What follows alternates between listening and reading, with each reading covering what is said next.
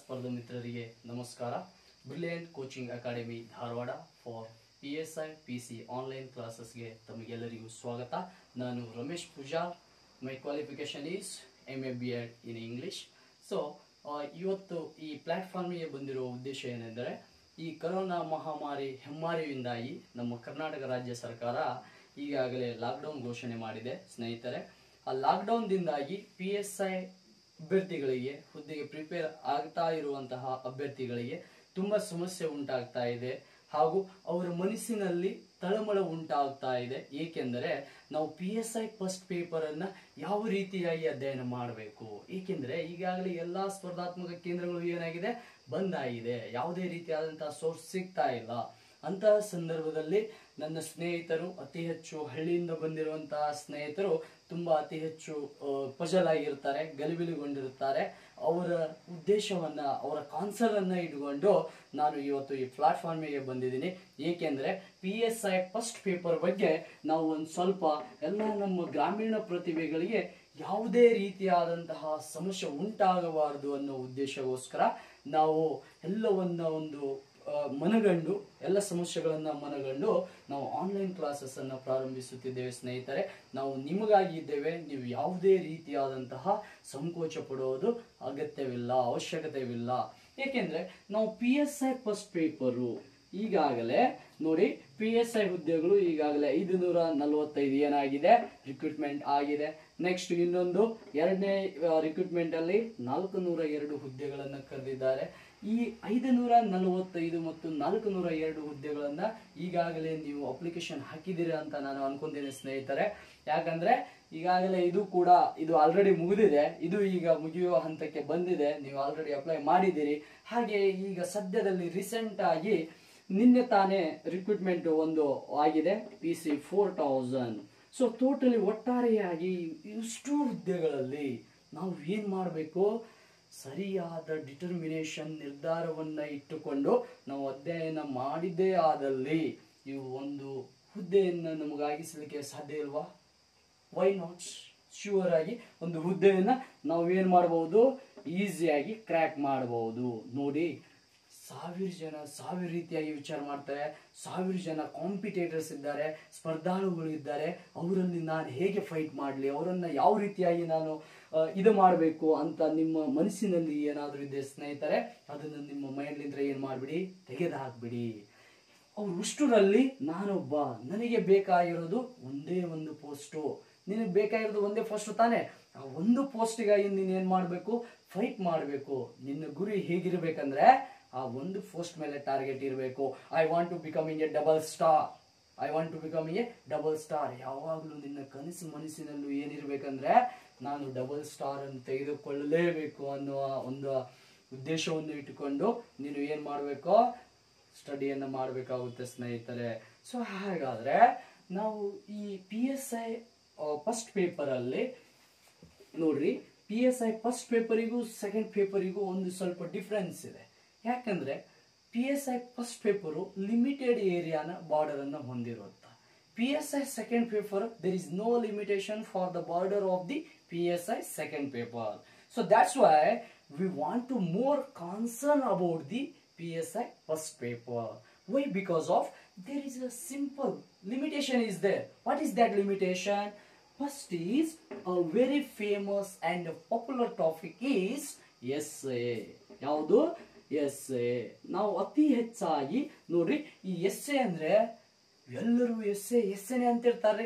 ನಾನು ಹಲವಾರು ಸ್ಪರ್ಧಾತ್ಮಕ ಕೇಂದ್ರಗಳಲ್ಲಿ ತರಗತಿಗಳನ್ನು ಮಾಡಿದ್ದೀನಿ ಹಾಗೂ ಶಿಕ್ಷಕ ವೃತ್ತಿಯಿಂದ ನಾನು ನೋಡಿರುವಂತಹ ಒಂದು ಅತಿ ಹೆಚ್ಚಾದಂತಹ ಕಾನ್ಸರ್ನ್ ಅಂದ್ರೆ, ನಮ್ಮ ಸ್ಪರ್ಧಾಳುಗಳು ಅತಿ ಹೆಚ್ಚಾಗಿ essay ಅನ್ನೋದನ್ನ ಒಂದು ಅವ್ರ ಮನಸ್ಸಿನಲ್ಲಿ ಇರುತ್ತಾ. ನೋಡಿ ಸ್ನೇಹಿತರೆ, essay ಅನ್ನ ಹೈಸ್ಕೂಲಲ್ಲೂ ಬರೆದಿರ್ತೀರಿ, PUದಲ್ಲೂ ಬರೆದಿರ್ತೀರಿ, ಡಿಗ್ರಿಯಲ್ಲೂ ಬರೆದಿರ್ತೀರಿ. ನಮ್ಮ ಇಡೀ ಜೀವನ ಪೂರ್ತಿಯಾಗಿ ನಾವು essayನ ಬರಿತಾನೇ ಇರ್ತೀವಿ. ಯಾವುದೇ ಒಂದು ಕಾಂಪಿಟೇಟಿವ್ ಇದಾಗಲಿ, ಎಕ್ಸಾಮ್ಗಳಾಗಲಿ, ಯಾವುದೇ ಒಂದು ಸ್ಪರ್ಧೆ ಇಟ್ಟಿರಲಿ, ಅದರಲ್ಲಿ ಏನ್ ಮಾಡ್ತೀವಿ, essayನ ಬರಿತಾ ಇರ್ತೀವಿ. ಆದ್ರೆ essayನ ನಾವು ಯಾವ ರೀತಿಯಾಗಿ ಬರೆದಿರ್ತೀವಿ ಅಂದ್ರೆ, ನಮಗೆ ಯಾವ ರೀತಿಯಾಗಿ ತೋಚುತ್ತೋ ಅದರಂತೆ ನಾವು ಏನ್ ಮಾಡಿರ್ತೀವಿ, essayನ ಬರೆದಿರ್ತೀವಿ ಸ್ನೇಹಿತರೆ. ಸೊ ಹಾಗಾದ್ರೆ PSI ಫಸ್ಟ್ ಪೇಪರ್ ಅಲ್ಲಿ essayಯನ್ನ ಇಡೋದಕ್ಕೆ ಉದ್ದೇಶ ಏನು, ಏಕಿಟ್ಟಿದ್ದಾರೆ? ಏಕೆಂದ್ರೆ ನಮ್ಮ KSP department, Karnataka state police ಡಿಪಾರ್ಟ್ಮೆಂಟ್ಗೆ ಏನ್ ಬೇಕಾಗಿದೆ, ನಿನ್ನಲ್ಲಿರುವ ಚಾಣಕ್ಷತನೆ, ಅಂದ್ರೆ ನೀನು ಯಾವ ರೀತಿಯಾಗಿ ಎಕ್ಸ್ಪ್ರೆಷನ್ ಮಾಡಬಲ್ಲೆ, ನಿನ್ನ ವ್ಯಕ್ತಿತ್ವವನ್ನು ಯಾವ ರೀತಿಯಾಗಿ ನೀನು ಅಭಿವ್ಯಕ್ತಪಡಿಸುತ್ತೀಯ ಅನ್ನೋದು ಉದ್ದೇಶವನ್ನು ಇಟ್ಕೊಂಡು ಅವ್ರು ಏನ್ ಮಾಡಿದ್ದಾರೆ, ಎಸ್ಸೆಯನ್ನು ಇಟ್ಟಿದ್ದಾರೆ. ನೋಡಿ, ನಾವು ಎಸ್ಸೆಯನ್ನ various dimension of the exam we can see the essays, but a different upon the KS, IS and PSI. KS is a different, IS is a different, and PSI is a different. No need about the study of the whole solid depth study to the KS and IS purpose. Just need a brief knowledge about the PSI. ಹೌದಾ? ನಾವು PSI ಏನ್ ಬೇಕು ಏನ್ ಬೇಡ ಅದನ್ನ ಮೊದಲು ಏನ್ ಮಾಡ್ಬೇಕು ಸ್ಪರ್ಧಾ ಮಿತ್ರರೇ, ಮನಗಂಡ್ಕೋಬೇಕು. ಈಗ ನಾವು ಎಸ್ಸೆಯನ್ನ ಯಾವ ರೀತಿಯಾಗಿ ಯಾವ ಟಾಪಿಕ್ ಮೇಲೆ ಅತಿ ಹೆಚ್ಚಾಗಿ ಕನ್ಸರ್ನ್ ಮಾಡ್ತಾ ಇದ್ದಾರೆ, ಮತ್ತೆ ಇತ್ತೀಚಿನ ದಿನಮಾನಗಳಲ್ಲಿ ನೋಡಿ, ನೀವು ಪ್ರೀವಿಯಸ್ ಎಕ್ಸಾಮ್ ಕ್ವಶನ್ ಪೇಪರ್ ಅನ್ನ ತೆಗೆದುಕೊಂಡು ನೋಡ್ರಿ, ಅತಿ ಹೆಚ್ಚಾಗಿ PSI ಎಸ್ಸೆಗಳನ್ನ ಪ್ರಚಲಿತ ವಿದ್ಯಮಾನಗಳಲ್ಲೇ ಕೇಳಿದ್ದಾರೆ. ಆ ಪ್ರಚಲಿತ ವಿದ್ಯಮಾನಗಳ ಬಗ್ಗೆ ಏನಿರಬೇಕು, ನಮಗೆ ಅನುಭವ ಇರಬೇಕು, ಅದರ ಬಗ್ಗೆ ತಿಳುವಳಿಕೆ ಇರಬೇಕು. ಅಂದಾಗ ಮಾತ್ರ ಏನ್ ಮಾಡಕ್ ಸಾಧ್ಯ, ನಾವು ಎಸ್ಸೆಗಳನ್ನ ಬರೆಯಲಿಕ್ಕೆ ಸಾಧ್ಯ. ನೋಡಿ ಸ್ನೇಹಿತರೆ, ಈ ಎಸ್ಸೆಯನ್ನ ನಾವು ಅತಿ ಹೆಚ್ಚು ಸಮಯ ಮೀಸಲಿಟ್ರೆ ಅದು ನಮಗೆ ಎಷ್ಟು ಮಾರ್ಕ್ಸ್ಗಳನ್ನು ಕೊಡಬಹುದು ನೋಡಿ. 20 ಮಾರ್ಕ್ಸಿಗೆ ಎಸ್ಸೆ ಇರುತ್ತೆ ಅಂತ ಆದರೆ ನಾವು ಎಷ್ಟೇ ಕಷ್ಟಪಟ್ಟು ಓದಿದ್ರೂ ಕೂಡ ಎಷ್ಟು ಮಾರ್ಕ್ಸ್ಗಳನ್ನು ತೆಗೆದುಕೊಳ್ಳಲಿಕ್ಕೆ ಸಾಧ್ಯ, maybe approximately 16 to 18 marks ತಗೋಬಹುದು. Approximately 16 to 18. Previous one of my student, he's got 17.5 marks. 17.5 marks. ನನ್ನೊಬ್ಬ student 17.5 marks ಅನ್ನು ತೆಗೆದುಕೊಂಡಿದ್ರು ಅವರು ಎಸ್ಸೆಯಲ್ಲಿ. ಯಾಕಂದ್ರೆ he is roughly calculated and the KSP department is highest given the 18.5. ಪ್ರಥಮ ರ್ಯಾಂಕ್ ಇರಲಿ, ಯಾವುದೇ ವ್ಯಕ್ತಿಗಳಿರಲಿ, ಅವರಿಗೆ ಕೊಟ್ಟಿರುವಂತಹ ಅಂಕಗಳ ಸಂಖ್ಯೆ 18.5. ಯಾವುದಕ್ಕೆ, ಎಸ್ಸೆಗೆ. ಆದ್ರೆ ನಮ್ಮ ಸ್ಪರ್ಧಾ ಮಿತ್ರರು ಸ್ನೇಹಿತರು ಏನ್ ಮಾಡ್ತಾರಪ್ಪ ಅಂದ್ರೆ ಅತಿ ಹೆಚ್ಚು ಎಸ್ಸೆ ಅಂತ ಹೇಳಿ ಎಸ್ಸೆನೇ ದುಂಬಾಲು ಬಿದ್ದಿರ್ತಾರೆ. ನೋಡಿ ಸ್ನೇಹಿತರೆ, ನೀವು ಒಂದು ದಿನಕ್ಕೆ ಎಸ್ಸೆಗೆ 1 hour ಇಡಿ, ನೋ ಡೌಟ್ಸ್, ನೋ ಪ್ರಾಬ್ಲಮ್. ಹೌದಾ, 1 hour ಇಟ್ರೆ ಎನಫ್ ಫಾರ್ ದ ಎಸ್ಸೆ. ಆದ್ರೆ ಎಸ್ಸೆ ಅನ್ನ ಪರ್ಟಿಕ್ಯುಲರ್ ಏರಿಯಾವನ್ನು ಗುರುತಿಸ್ಕೊಳ್ಳಿ, ಎಸ್ಸೆಗೆ ಯಾವ್ಯಾವುದನ್ನು ಓದಬೇಕೋ ಯಾವುದನ್ನು ಓದಬಾರ್ದೋ ಅದನ್ನು ನೀವು ಸ್ವಲ್ಪ ತಿಳಿದುಕೊಂಡು ಎಸ್ಸೆಯನ್ನು ಸ್ಟಡಿ ಮಾಡಬೇಕಾಗುತ್ತೆ ಸ್ನೇಹಿತರೆ. ಹೌದಾ, ನೆಕ್ಸ್ಟ್ ನಾವು ಸೆಕೆಂಡ್ ಏರಿಯಾ ಬರೋದಾದ್ರೆ, ಸೆಕೆಂಡ್ ಏರಿಯಾ ಯಾವುದು, ಪ್ರಿಸೈಸ್ ರೈಟಿಂಗು. ಯಾವುದು, ಪ್ರಿಸೈಸ್ ರೈಟಿಂಗು. ಈ ಪ್ರಿಸೈಸ್ ರೈಟಿಂಗ್ ಅಲ್ಲಿ ಏನ್ ಮಾಡಿರ್ತಾರೆ, ಮತ್ತೆ ಪ್ರಿಸೈಸ್ ರೈಟಿಂಗ್ ಅನ್ನ ನಮ್ಮ ಕರ್ನಾಟಕ ಸ್ಟೇಟ್ ಪೊಲೀಸ್ ಡಿಪಾರ್ಟ್ಮೆಂಟ್ ಏಕಿಟ್ಟಿದೆ ಫಸ್ಟ್ ಪೇಪರ್ ಅಲ್ಲಿ, ಅದು ಸ್ಪೆಷಲ್ PSI ಗಳಿಗೆ ಎದಕ್ಕಿಟ್ಟಿದ್ದಾರೆ ನೋಡಿ ಸ್ನೇಹಿತರೆ. ಈಗಾಗಲೇ ನಿಮಗೆ ಗೊತ್ತಿರುತ್ತೆ, ಆದ್ರೂ ಕೂಡ ಈ ಪ್ರಿಸೈಸ್ ರೈಟಿಂಗ್ ಅನ್ನ ಅಲ್ಲೇ ನಿಮಗೆ ಆಲ್ರೆಡಿ ಏನ್ ಮಾಡಿರ್ತಾರೆ, 10 ಮಾರ್ಕ್ಸಿಗೆ ಪ್ರಿಸೈಸ್ ರೈಟಿಂಗ್ ಇದ್ರೆ ಆಲ್ರೆಡಿ ಆನ್ಸರ್ ಅನ್ನು ಪೂರ್ತಿಯಾಗಿ ಕೊಟ್ಟಿರ್ತಾರೆ. ಅದನ್ನ 1/3ಗೆ ಏನ್ ಮಾಡ್ಬೇಕಾಗುತ್ತಾ, ನಾವು ಇಳಿಸ್ಬೇಕಾಗುತ್ತೆ ಸ್ನೇಹಿತರೆ, ಅಲ್ವಾ? ಸೊ ಹಾಗಾದ್ರೆ ಪ್ರಿಸೈಸ್ ರೈಟಿಂಗ್ ಅನ್ನ ಯಾಕಿಟ್ರು, ಅದ್ರ ಉದ್ದೇಶ ಏನು, ಅದರ ಹಿನ್ನೆಲೆ ಏನು ಅನ್ನೋದನ್ನ ಮೊದಲು ನಾವು ಅರ್ಥಕೋಬೇಕಾಗುತ್ತಾ. ಈಗ ನೋಡಿ, ಪ್ರಿಸೈಸ್ ರೈಟಿಂಗ್ ಅಂದ್ರೆ ಇವಾಗ ನೀವು PSI ಆಗಿ ಇಂಡಿಪೆಂಡೆಂಟ್ ಚಾರ್ಜ್ ಇದ್ದೀರಿ ಅಂತ ತಿಳ್ಕೊಳ್ಳಿ. ಯಾವುದೋ ಒಂದು ಹಳ್ಳಿ ಆಗಲಿ, ಒಂದು ಹಳ್ಳಿ ಹೋಗಿರ್ತೀರಿ, ಆ ಹಳ್ಳಿಯಲ್ಲಿ ಅಕ್ಷರ ಜ್ಞಾನ ಇರಲಾರದಂತಹ ಒಬ್ಬ ವ್ಯಕ್ತಿ ಆಗಲಿ ಅಥವಾ ಒಬ್ಬ ಮಹಿಳೆಯಾಗಲಿ ನಿಮಗೆ ಬಂದು ಏನ್ ಮಾಡ್ತಾಳೆ, ತನ್ನಲ್ಲಿ ಇರುವಂತಹ ಕಷ್ಟಗಳನ್ನ ಕುರಿತು ಅವಳು ನಿಮ್ಮ ಮುಂದೆ ಹೇಳ್ಕೊಂತಾರೆ. ಆ ಸಂದರ್ಭದಲ್ಲಿ PSI ಆದಂತಹ ನೀವುಗಳು ಏನ್ ಮಾಡ್ಬೇಕಾಗುತ್ತಾ, ಅವರ ಸಮಸ್ಯೆಯನ್ನ ಅತಿ ತೀಕ್ಷ್ಣವಾಗಿ ಸೂಕ್ಷ್ಮವಾಗಿ ಅವಲೋಕಿಸಬೇಕಾಗುತ್ತಾ. ಆ ಸಂದರ್ಭದಲ್ಲಿ ಈಗ ಅವರ ಡಿಸ್ಕಷನ್ ಏನಾಗಿರುತ್ತಾ, ತುಂಬಾ ದೀರ್ಘವಾಗಿರುತ್ತಾ, ಮ್ಯಾಟರ್ ಅನ್ನ ಹೇಳಿರ್ತಾರೆ. ಆವಾಗ ನೀವೇನ್ ಮಾಡ್ಬೇಕಾಗುತ್ತಾ, ಅವ್ರ ಒಂದು ತಾಸಿನ ಏನು ನಿಮ್ಮ ಚಕಮಕಿಯನ್ನು ನಡೆದಿರುತ್ತಾ ಅದರಲ್ಲಿ ನೀವು ಒಂದು ಸೂಕ್ಷ್ಮವಾದಂತಹ ಚಿಕ್ಕ ಭಾಗವನ್ನಾಗಿ ಮಾಡಬೇಕು, ಅಂದ್ರೆ 1/3 ಮಾಡಬೇಕಾಗುತ್ತ ಸ್ನೇಹಿತರೆ. ಹಾಗಾದ್ರೆ ಅಲ್ಲಿ ಕೊಟ್ಟಿರುವಂತಹ ಮಾಹಿತಿಯಲ್ಲಿ ನೀವು 3ನೇ ಒಂದು ಭಾಗ, ಅಂದ್ರೆ ಈಗ ಒಂದು ಹೋಲ್ ಅಂಡ್ ಸೋಲ್ ಕೊಟ್ಟಿರ್ತಾರೆ, ಅದರಲ್ಲಿ 3 ಭಾಗ ಮಾಡಬೇಕಾಗುತ್ತೆ. ಈಗ ಎಕ್ಸಾಂಪಲ್ 600 ವರ್ಡ್ಸ್ ಗೆ ಒಂದು ಪ್ರಿಸೆ ಕೊಟ್ಟಿದ್ದಾರೆ ಅಂದ್ರೆ ಅದನ್ನ ಎಷ್ಟಕ್ಕೆ ಇಳಿಸಬೇಕು, 200 ಶಬ್ದಗಳಿಗೆ ಆ ಫ್ರೀಸೆ ರೈಟಿಂಗ್ ಅನ್ನ ತಿಳಿಸ್ಬೇಕಾಗುತ್ತೆ ಸ್ನೇಹಿತರೆ. ಸೊ ಇದರಲ್ಲಿ ಫ್ರೀಸೈಸ್ ರೈಟಿಂಗ್ ಅಲ್ಲಿ ನಾವು ಅತಿ ಉತ್ತಮವಾಗಿ ಬರೆದ್ರೆ ನಮಗೆ 8-8.5 ಮಾರ್ಕ್ಸ್ ಅನ್ನ ಏನ್ ಮಾಡಬಹುದು, ಕೊಡಬಹುದು. ಅದಕ್ಕೂ ಕೂಡ ನೀವು ಏನಾಗಬೇಕಾಗುತ್ತಾ, ಒಂದು ಸ್ವಲ್ಪ ಪ್ರಾಕ್ಟೀಸ್ ಮಾಡಬೇಕಾಗುತ್ತಾ. ಪ್ರಾಕ್ಟೀಸ್ ಮಾಡುವುದರ ಮೂಲಕ ಆ ಏರಿಯಾವನ್ನ ಈಸಿಯಾಗಿ ನೀವು ಕ್ರ್ಯಾಕ್ ಮಾಡಬಹುದು ಸ್ನೇಹಿತರೆ. ನೆಕ್ಸ್ಟ್ ರಿಮೈನಿಂಗ್ ಉಳಿದಿರುವಂತಹ ಟಾಪಿಕ್ ಅಂದ್ರೆ ಯಾವುದಪ್ಪ, next translation. The third area is translation. ಯಾವುದು, ಟ್ರಾನ್ಸ್ಲೇಷನ್. ಹಾಗಾದ್ರೆ ನಾವು ಟ್ರಾನ್ಸ್ಲೇಷನ್ ಅನ್ನ ಅತಿ ಹೆಚ್ಚು ನಾನು ಸ್ಪರ್ಧಾರ್ಥಿಗಳಲ್ಲಿ ಮನಗಂಡಂತಹ ಒಂದು ಮುಖ್ಯವಾದಂತಹ ಕೊರತೆ ಏನಂದ್ರೆ, ಈ ಟ್ರಾನ್ಸ್ಲೇಷನ್ ಅನ್ನ ಒಂದು ದೊಡ್ಡ ಗುಡ್ಡವನ್ನಾಗಿ ಮಾಡಿರ್ತಾರೆ. ಏನ್ ಮಾಡಿರ್ತಾರೆ, ದೊಡ್ಡ ಗುಡ್ಡವನ್ನಾಗಿ ತಿಳಿದುಕೊಂಡಿರ್ತಾರೆ ಸ್ನೇಹಿತರೆ. ಟ್ರಾನ್ಸ್ಲೇಷನ್ ಅಲ್ಲಿ 2 ಭಾಗಗಳಿವೆ. ಎಷ್ಟು, 2 ಭಾಗಗಳು. ಅದರಲ್ಲಿ ಮೊದಲನೆಯದು ಯಾವುದು, ಇಂಗ್ಲಿಷ್ ಟು ಕನ್ನಡ ಟ್ರಾನ್ಸ್ಲೇಷನ್. ಯಾವುದು, English to Kannada translation. So then second one is Kannada to English translation. Second one is Kannada to English translation. So ಸ್ನೇಹಿತರೆ, ಈ ಇಂಗ್ಲಿಷ್ ಟು ಕನ್ನಡಕ್ಕೆ 10 ಮಾರ್ಕ್ಸ್ ಇರುತ್ತಾ? ಎಷ್ಟು ಮಾರ್ಕ್ಸ್? 10 ಮಾರ್ಕ್ಸು. ಕನ್ನಡ ಟು ಇಂಗ್ಲಿಷ್ಗೆ ಎಷ್ಟು ಮಾರ್ಕ್ಸ್ ಇರುತ್ತಾ? 10 ಮಾರ್ಕ್ಸ್ ಇರುತ್ತಾ? ಅತಿ ಹೆಚ್ಚು ನನ್ನ ಸ್ಪರ್ಧಾ ಸ್ನೇಹಿತರಲ್ಲಿ ಇರುವಂತಹ ಸಮಸ್ಯೆಗಳು ಏನಂದ್ರೆ, ನಾನು ಯಾವ ರೀತಿಯಾಗಿ ಟ್ರಾನ್ಸ್ಲೇಷನ್ ಅನ್ನ ಮಾಡಬೇಕು, ಹೇಗೆ ನಾನು ಇದರಲ್ಲಿ ಪರ್ಫೆಕ್ಟೆನ್ಸಿ ಫ್ಲೂಯೆನ್ಸಿಯನ್ನ ಕಂಡ್ಕೋಬೇಕು, ಏನ್ ಮಾಡಬೇಕು, ಎಲ್ಲಿಂದ ಈ ಪ್ರಶ್ನೆಗಳಿಗೆ ಉತ್ತರವನ್ನು ಹುಡುಕ್ಬೇಕು, ನಾನು ಎಲ್ಲಿಂದ ಈ ಮ್ಯಾಟರ್ ಅನ್ನು ತೆಗೆದುಕೊಳ್ಬೇಕು ಅನ್ನೋದನ್ನು ಒಂದು ತುಂಬಾ ಕನ್ಫ್ಯೂಷನ್ ಇರುತ್ತೆ ಸ್ನೇಹಿತರೆ. ಸೊ ಈ ಕನ್ಫ್ಯೂಷನ್ಗೆ ತೆರೆ ಎಳೆಯಲು ನಾನು ಇಲ್ಲಿ ಈ ಕ್ಲಾಸ್ ಅಲ್ಲಿ ಬಂದಿರುತ್ತೇನೆ. So this is the very important area in the PSI first paper. So you want to more focus on this one. So ಇಲ್ಲಿ ಏನ್ ಮಾಡ್ಬೇಕಪ್ಪ ಅಂದ್ರೆ, ಇಂಗ್ಲಿಷ್ ಟು ಕನ್ನಡ ಮತ್ತು ಕನ್ನಡ ಟು ಇಂಗ್ಲಿಷ್ ಅನ್ನ ಟ್ರಾನ್ಸ್ಲೇಷನ್ ಮಾಡ್ಬೇಕಂದ್ರೆ ನಮಗೆ ಮೊದಲು ಏನ್ ಬೇಕನ್ನೋದನ್ನ ಮೊದಲು ನಾವು ಏನ್ ಮಾಡ್ಕೋಬೇಕು, ಮನಗಣ್ಕೋಬೇಕು. ನೋಡಿ ಸ್ನೇಹಿತರೆ, ನಿಮಗೆ ಟ್ರಾನ್ಸ್ಲೇಷನ್ ಮಾಡೋದು ತುಂಬಾ ಈಸಿ ಟಾಸ್ಕ್. ಅದನ್ನ ನೀವು ತುಂಬಾ ಡಿಫಿಕಲ್ಟ್ ಟಾಸ್ಕ್ ಅಂತ ತಿಳ್ಕೊಂಡಿರ್ತೀರಿ. ಯಾಕೆ ತಿಳ್ಕೊಂಡಿರ್ತೀರ ಅಂದ್ರೆ, ನಿಮಗೆ ಅದ್ರ ಬಗ್ಗೆ ಪ್ರಿವಿಯಸ್ ನಾಲೆಜ್ ಇರಲ್ಲ. ಒಂದು ಆ ಪ್ರಿವಿಯಸ್ ನಾಲೆಜ್ ಇರ್ಬೇಕಂದ್ರೆ ಯಾವ ಏರಿಯಾದಲ್ಲಿ ಇರ್ಬೇಕನ್ನೋದನ್ನ ನೀವು ಮೊದಲು ನೋಡ್ಕೋಬೇಕು. ನೋಡಿ, ಮೊದಲು ನಮಗೆ ವ್ಯಾಕ್ಯಾಬುಲರಿ ಏನನ್ನೋದನ್ನ ಗೊತ್ತಿರಬೇಕು. ಏನ್ ಗೊತ್ತಿರಬೇಕು? ವ್ಯಾಕ್ಯಾಬುಲರಿ. ವ್ಯಾಕ್ಯಾಬುಲರಿ ಅಂದ್ರೆ ಶಬ್ದ ಸಂಗ್ರಹ. ಯಾವಾಗ ನಮ್ಮಲ್ಲಿ ಶಬ್ದ ಸಂಗ್ರಹ ಇರುತ್ತೋ ಆವಾಗ ನಾವು ಏನ್ ಮಾಡಕ್ ಸಾಧ್ಯ, ಅಲ್ಪ ಸ್ವಲ್ಪ ಇಂಗ್ಲಿಷ್ ಅನ್ನ ಅಥವಾ ಅಲ್ಪ ಸ್ವಲ್ಪ ಕನ್ನಡವನ್ನ ತಿಳಿದುಕೊಳ್ಳಲಿಕ್ಕೆ ಸಾಧ್ಯ ಅಲ್ವಾ. ದೆನ್ ನೆಕ್ಸ್ಟ್ ಈಸ್, ನಿಮಗೆ ಇಂಗ್ಲಿಷ್ ಬರೆಯಕ್ ಬರ್ತಿರ್ಬೇಕು. ಏನಾಗ್ತಾ ಇರಬೇಕು, English writing. So how to write the English. English ಅನ್ನ ಯಾವ ರೀತಿಯಾಗಿ ಬರೀಬೇಕು ಅನ್ನೋದನ್ನ ಗೊತ್ತಿರಬೇಕು.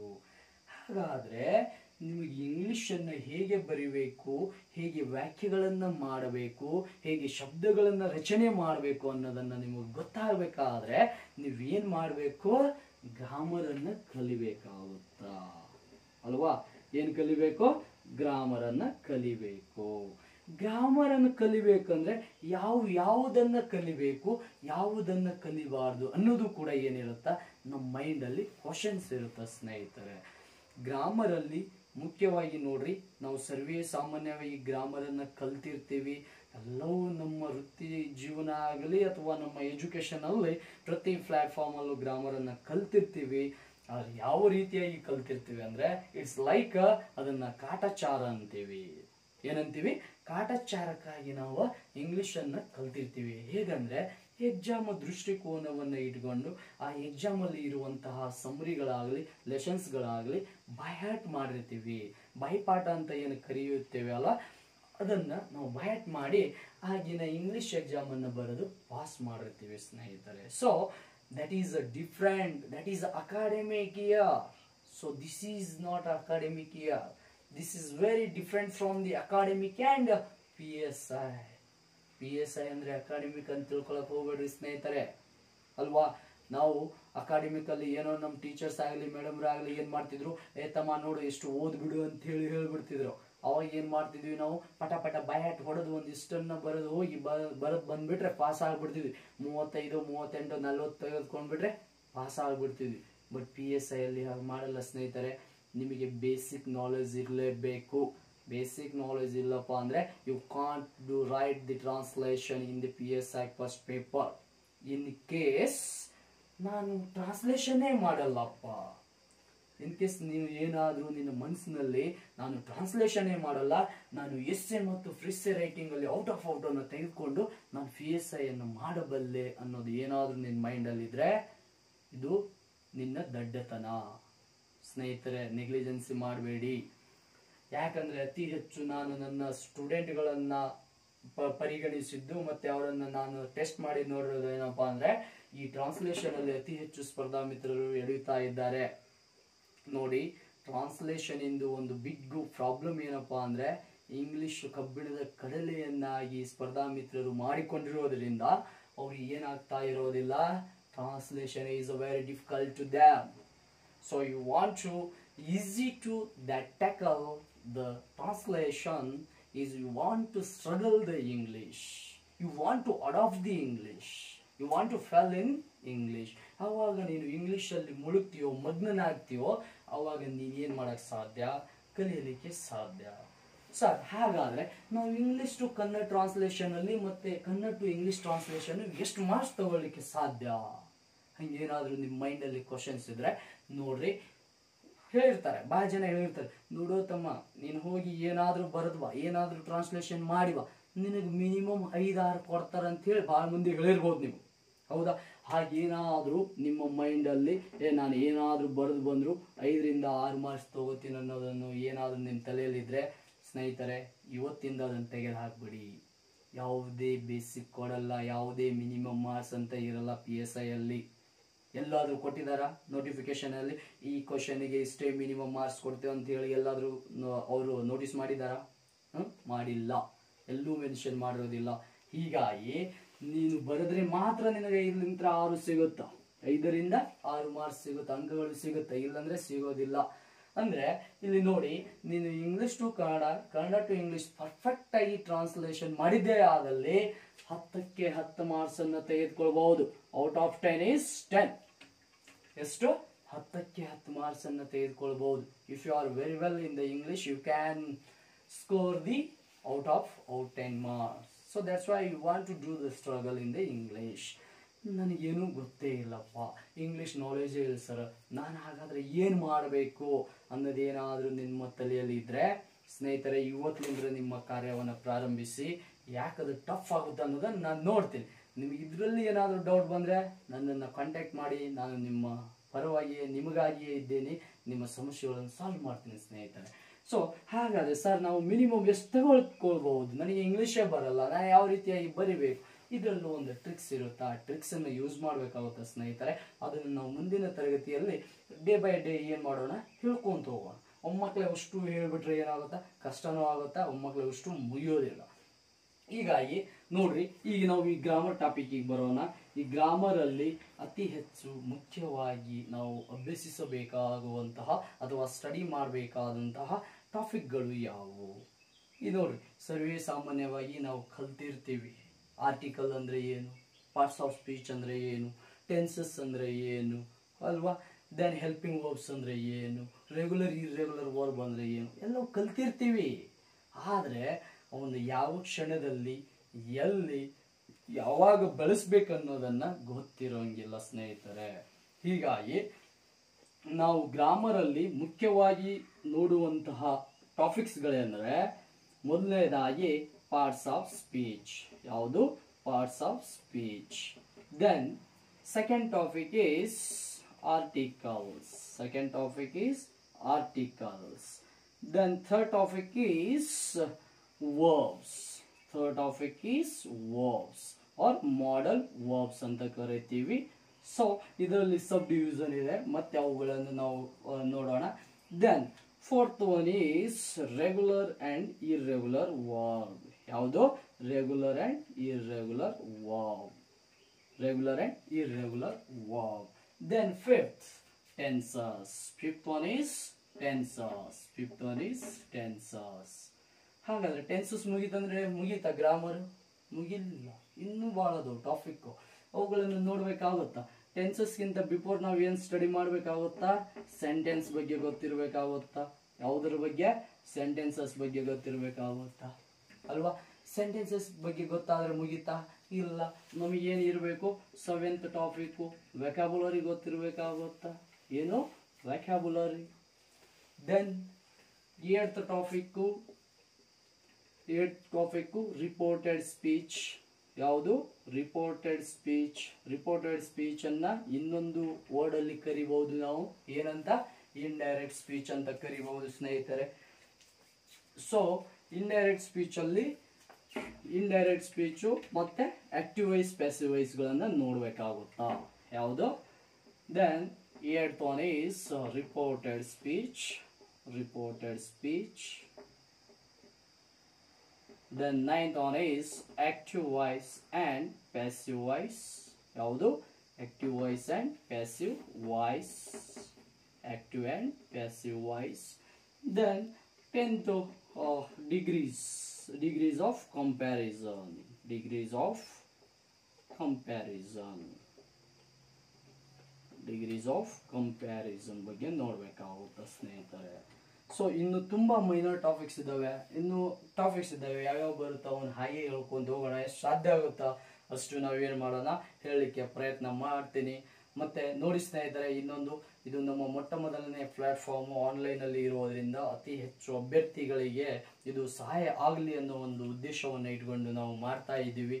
ನಿಮ್ಮ ಎಲ್ಲ ಸ್ನೇಹಿತರಿಗೂ ಏನು ಮಾಡಿ, ಈ ವಿಡಿಯೋ ನಿಮಗೆ ಇಷ್ಟವಾದಲ್ಲಿ ನಮ್ಮ ಏನಿದೆ ಅಂದ್ರೆ ಬ್ರಿಲಿಯಂಟ್ ಕೋಚಿಂಗ್ ಅಕಾಡೆಮಿ ಧಾರವಾಡ ಅಂತ ಹೇಳಿ ನಾವು ಯೂಟ್ಯೂಬ್ ಕ್ಲಾಸಸ್ ಇದೆ, ಮತ್ತು ನಮ್ಮ ಟೆಲಿಗ್ರಾಮ್ ಚಾನಲ್ ಕೂಡ ಇದೆ. ಅದಕ್ಕೆ ಸಬ್ಸ್ಕ್ರೈಬ್ ಆಗಿ ಅದನ್ನ ಜಾಯ್ನ್ ಆಗಿ ನಿಮ್ಮ ಸ್ನೇಹಿತರಿಗೂ ಹೇಳಿ, ಮತ್ತೆ ನೀವು ಕೂಡ ಅದರ ಯೂಟಿಲೈಸ್ ಅನ್ನ ಪಡ್ಕೊಳ್ಳಿ ಅಂತ ಹೇಳುತ್ತಾ